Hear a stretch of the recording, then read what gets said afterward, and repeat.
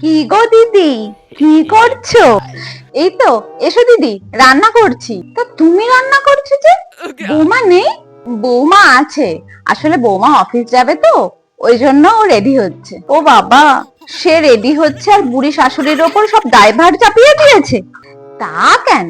ও তো সকালে ঘুম থেকে উঠে মাছ ডাল ভাত তরকারি সব করলো। আমি তো এই ডালের সাথে দুটো ভাজা করছি। আর তাছাড়া আমি তো সবল এখনো। বৌমাকে না বেশি মাথায় চাপিও না, এরপর তোমাকে কাজের লোক বানিয়ে ছাড়বে বলে দিলাম। সংসারে নিজের কাজ নিজে করলে কাজের লোক হয় বুঝি? তা সন্ধেবেলার রান্নাটাও কি তুমি করো?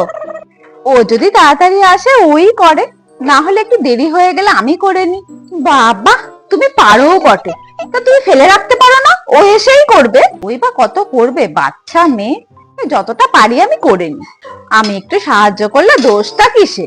তা তোমার বৌমার চাকরি বাকরি করার কি দরকার শুনি? তোমার ছেলে তো ভালোই রোজগার করে।